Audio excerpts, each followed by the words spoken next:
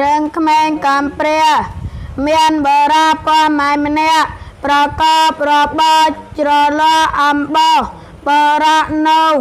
រស់នៅជាមួយកូន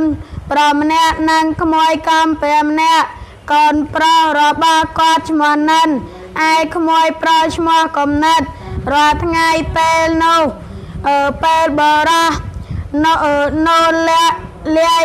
ច្រឡោអំបោសគាត់តែងហៅនិននិងគំនិតមកក្បែរដើម្បីជួយហុចនេះហុចនោះឲ្យគាត់ជារឿយនិនតែងដោះសារថារវល់និនស្រីនិនតែងដោះសារថារវល់រៀនសូត្រឬធ្វើជាធ្វើរៀនសូត្រឬធ្វើនេះធ្វើនោះជានិច្ចប៉ុន្តែគេកិច្ចទៅដើរលេងជាមួយមិត្តភក្តិនៅ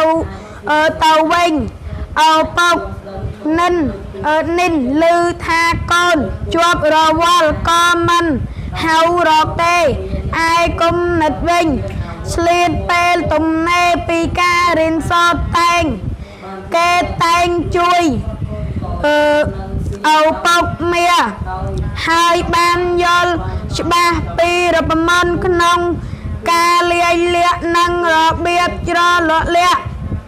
ឡោអំបោសថ្ងៃមួយបុរសនោះមានជំងឺធ្ងន់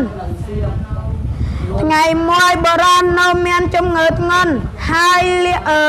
លាចាកលោកបាត់ទៅចោលក្មេងទាំងពីរឲ្យនៅកំព្រាដោយបន្សល់ទុកប្រាក់កាបន្តិចបន្តួចប៉ុណ្ណោះគំនិតប្រាប់និនថាយើងមានប្រាក់សល់តិចតួចណាស់យើងគូប្រកបរបរច្រឡោអំបោសនេះបន្តទៅទៀតទើបអាចចិញ្ចឹមជីវិតបាននិនប្រកែកថាធ្វើមិនកើតទេព្រោះគេមិនចេះសោះពេលនោះគំនិតប្រាប់និនថាខ្លួនគេចេះនឹងអាចធ្វើកិច្ចការទាំងអស់នោះបានគ្រាន់តែមិនទាន់ប្រសពប៉ុណ្ណោះនិនក៏យល់ព្រមហើយប្រឹងប្រែងធ្វើការងារទាំងពីរតាំង